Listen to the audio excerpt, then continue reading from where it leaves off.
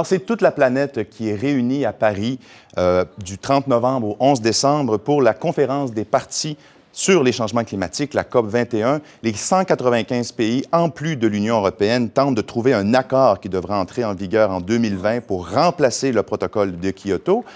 Et pour mieux vous situer, je vous fais un bref rappel sur l'histoire des conférences des parties. Alors, c'est en 1992 qu'a été créée la Convention-cadre des Nations unies sur les changements climatiques au fameux Sommet de la Terre à Rio. Et c'est là qu'ont été créées les conférences des parties, les COP, qui sont, à toute fin pratique, les instances décisionnelles de cette Convention-cadre et qui se réunissent à chaque année. Parmi les conférences, disons, mémorables, il y a eu celle de 97 à Kyoto, où on a adopté le protocole du même nom et qui est entré en vigueur finalement 8 ans plus tard, en 2005. 2009, on s'en rappelle tristement, c'était l'échec de l'universalisation du protocole de Kyoto, la fameuse COP 15 à Copenhague. Et là, on se retrouve cette année, en 2015, à Paris pour tenter à nouveau d'universaliser, de trouver un successeur à Kyoto. Alors, pour discuter de la COP 21 à Paris, avec nous, nous avons Hugo Séguin, qui est fellow au Cerium et chargé de cours à l'École de politique appliquée à l'Université de Sherbrooke et qui est dans le feu de l'action à Paris même. Bonjour, Hugo. Bonjour. Merci d'être avec nous. Je vous lance la question. On est certainement plus optimiste qu'en 2009, c'est indéniable, à la conférence de Copenhague.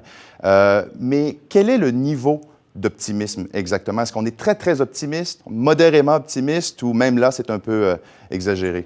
Je pense qu'on est on vit une bonne dose d'optimisme. Il y a 40 000 personnes ici à Paris. Le degré là, de volonté d'en arriver à un accord, je crois, n'a jamais été aussi élevé. Et je crois aussi qu'on n'a jamais été aussi proche d'un accord. Ça fait depuis plus de 20 ans qu'on négocie sur le climat. On commence à connaître nos démons en climat. On sait sur quoi on s'entend peu ou moins bien. On a appris à se connaître, on a appris à se parler. Et on s'entend sur un grand nombre de choses.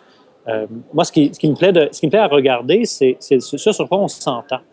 On s'entend sur l'objectif qu'on veut poursuivre ensemble. On ne veut pas que la température mondiale augmente de plus de 2 degrés. Mm-hmm. On s'entend sur des grands principes, le principe de la responsabilité commune mais différenciée. Il y a des pays qui sont historiquement plus responsables que les autres, ont plus de moyens que les autres.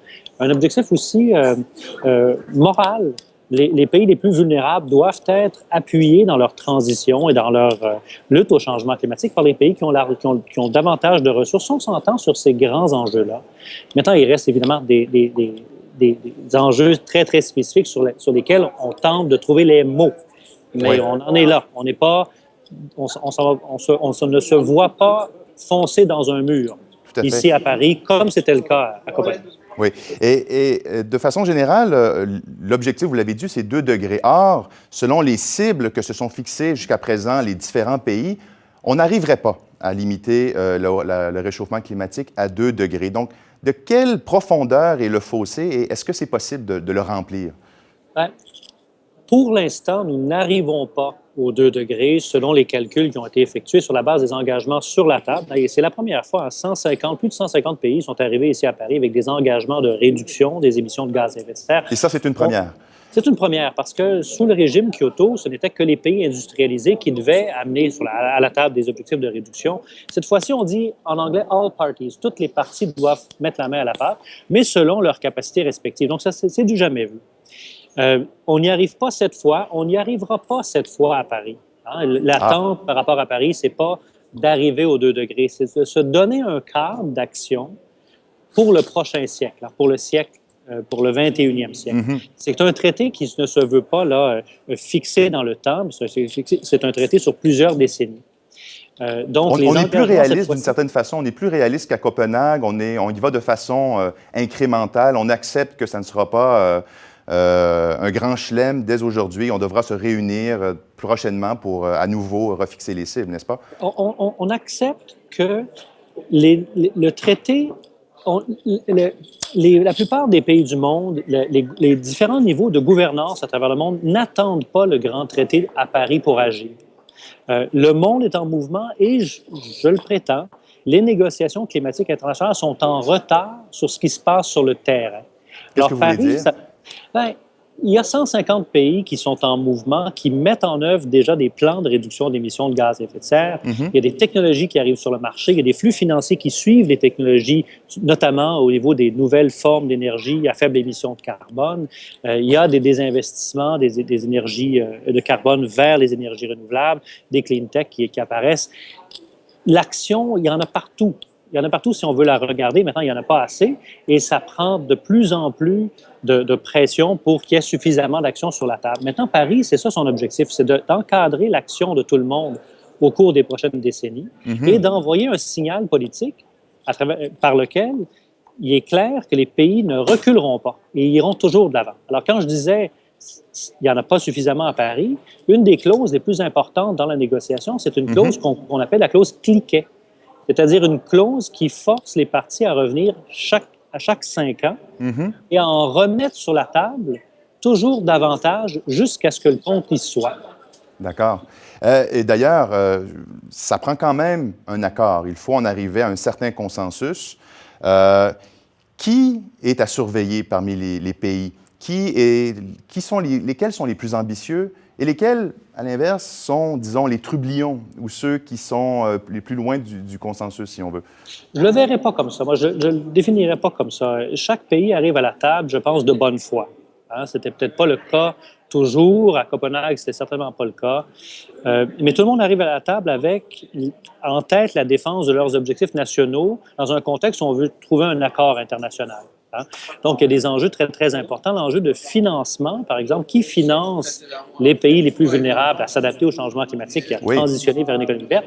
Là, l'argent n'est pas au rendez-vous. Il faut trouver dans l'accord une formulation qui donne espoir à ces pays-là qu'ils recevront l'argent dont ils ont besoin.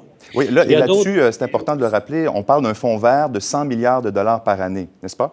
En fait, on cherche à solidifier des flux financiers de 100 milliards de dollars par année, ce qui n'est pas grand-chose dans l'ordre international des choses, mais 100 milliards de dollars par année, qui est un mélange de fonds publics et de fonds privés levés par ces fonds publics, de l'ordre de 100 milliards de dollars d'ici 2020 et qui augmenterait par la suite. Les dommages causés par les changements climatiques sont beaucoup supérieurs. Et dans la négociation, les pays riches se disent je ne veux pas me ramasser à payer l'entièreté de la facture. Voilà. Les pays pauvres disent écoutez, moi, c'est pas moi qui suis capable de payer ça. Alors, il y a du langage à trouver, une formulation pour répartir les responsabilités sur chacun des pays.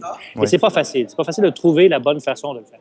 Mais voilà, est-ce que ça ne peut pas être un écueil, justement? On pense à l'Inde, par exemple, dont on voit souvent le nom, dont on entend souvent parler dans les médias, et qui est le 3e pollueur mondial, et qui dit non, il faut réparation. Les pays riches ont une responsabilité beaucoup plus grande que ce qu'ils acceptent pour l'instant. Est-ce que ce n'est pas le genre de comportement qui peut faire dérailler un consensus et un éventuel accord? Est-ce que ce n'est pas quelque chose à surveiller de près? Oui, mais je ne voudrais pas stigmatiser l'Inde en particulier parce qu'il faut comprendre l'Inde dans son contexte. C'est un pays largement en développement.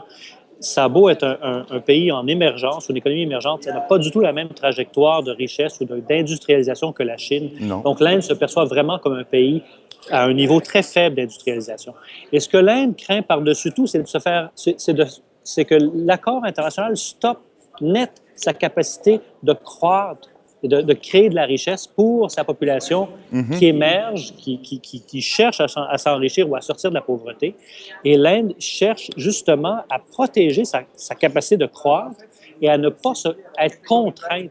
Et quand elle fait ça, c'est sûr qu'elle tire les négociations vers le bas, vers moins de contraintes. Et c'est un autre des enjeux de la conférence. C'est jusqu'à quel point ce traité ou cet accord, cette entente sera-t-il ou sera-t-elle contraignant? Bien, exactement, oui. C'était ma dernière question. Et là, c'est compliqué. Oui. Et là, c'est très compliqué. Parce que l'Inde, elle n'est pas seule là-dedans comme trouble-fête, si on veut la voir comme un trouble-fête, parce que les États-Unis sont loges à la même enseigne. Les États-Unis ne peuvent pas ratifier un instrument contraignant. Le Sénat américain, qui, en vertu de la Constitution américaine, article 2, a la responsabilité de ratifier les traités internationaux, a déjà dit « nous ne mangerons jamais de ce pain-là ». Oui, alors, il faut trouver un accord qui ne passera pas devant le Sénat. Et plus l'accord est contraignant, plus ça déclenche le Sénat américain. Donc, d'un côté, il y a l'Inde qui ne veut pas s'astreindre à trop de contraintes et les États-Unis qui ne peuvent pas politiquement s'en astreindre aussi. Et d'un autre côté, il y a la présidence française qui cherche un traité contraignant. Qui est parmi les plus ambitieux, La effectivement. n'est pas évidente, là, ici. Effectivement. Hugo Séguin, il y a beaucoup de choses à surveiller. Merci d'avoir mis la table pour nous au début de cette conférence des partis à Paris. Donc, merci et surtout, bonne conférence à vous. Merci.